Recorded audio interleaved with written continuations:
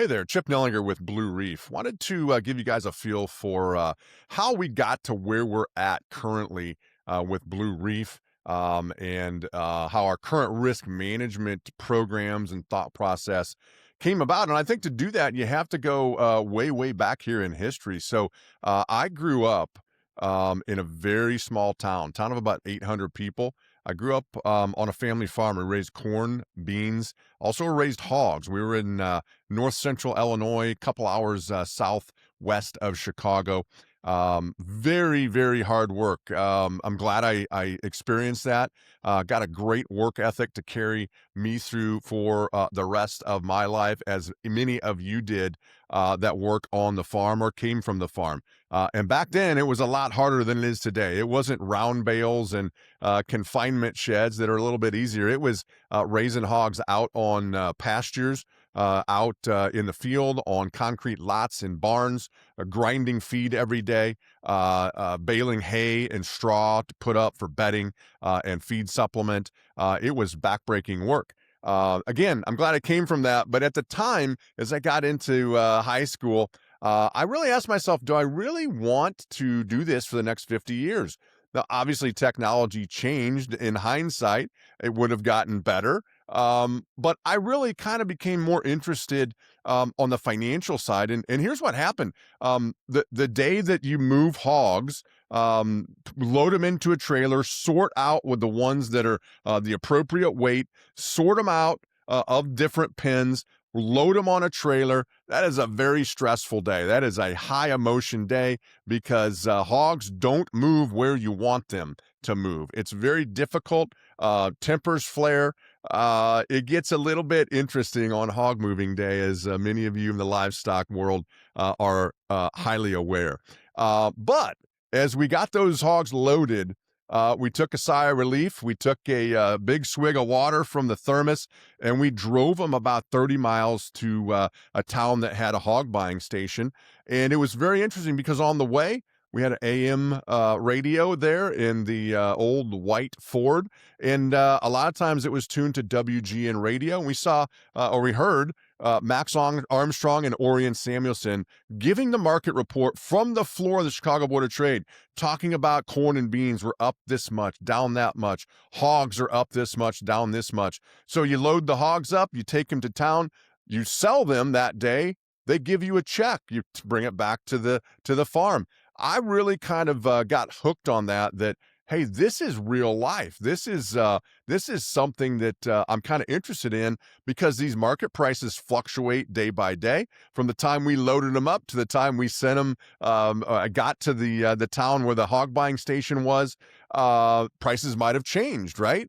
Because it's a free market. Chicago Mercantile Exchange hog contract trades throughout the day. And so I really kind of got hooked on that. Fast forward a little bit, 1993 is the year I graduated college. The Mississippi River had a massive flooded out millions of acres of farm ground. And the previous couple of years, I was trying to get a job at the Board of Trade on the floor as a runner.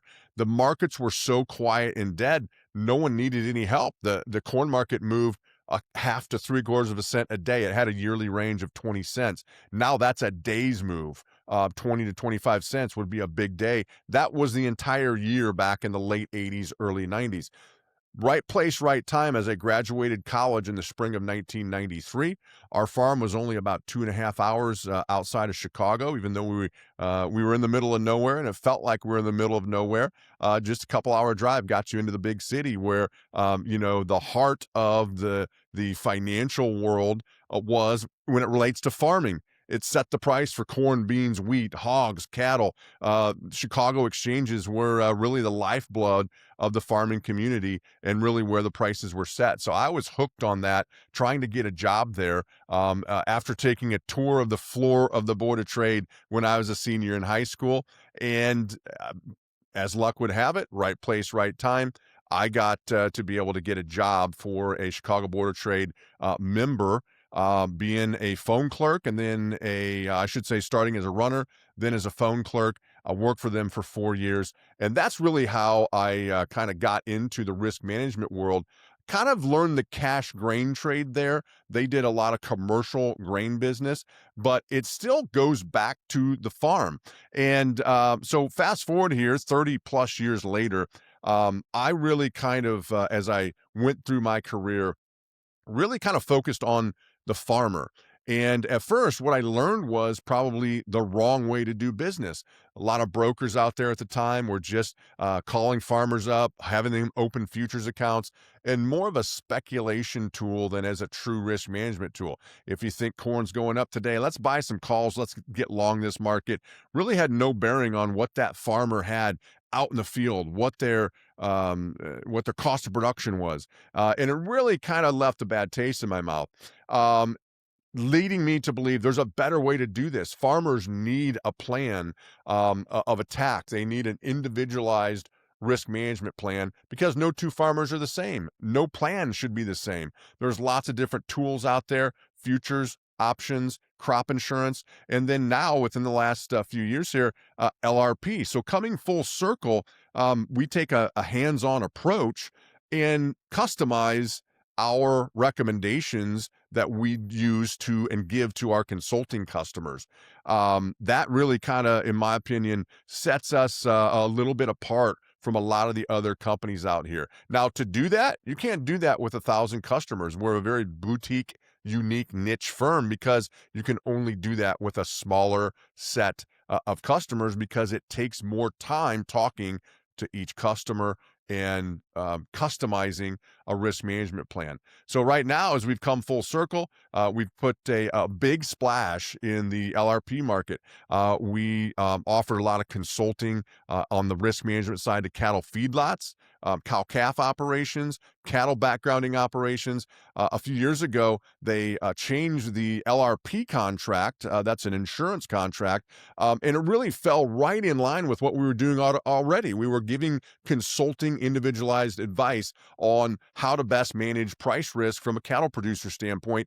And LRP, with the subsidies that they changed, made it much more affordable. They increased the amount on the head count that you could, that number of animals you could put under an LRP insurance contract. And it really dovetailed perfectly into what we were doing already. It was just another tool in the toolbox and really helped change and in a better way and in a more risk tolerant and cost effective way what cattle operations are doing for the risk management. As you look forward in time, what I really do predict is we'll continue to see the new farm bill when that gets passed here. We're about a year and a half, 2 years overdue on a new farm bill. When that comes out, I would really expect that crop insurance is front and center in that. It feels to me like from a cattle standpoint, that LRP is really the way that the administration and the USDA would like operations to go rather than direct payments, direct disaster payments or direct payments to farmers.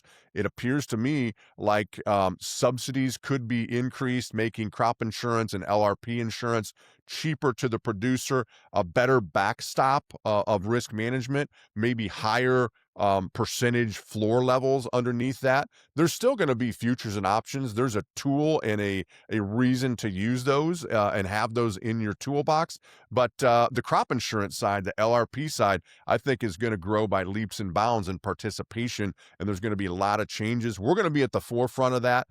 Just wanted to give you guys an update on kind of the history of how Blue Reef got to where we're at. A lot of it goes back to my time on the farm, my passion for the markets and the futures markets, but it's really changed over the decades here. And I believe going forward and currently crop insurance LRP is going to be one of the main fundamental reasons and tool pieces that that producers use in their risk management plan.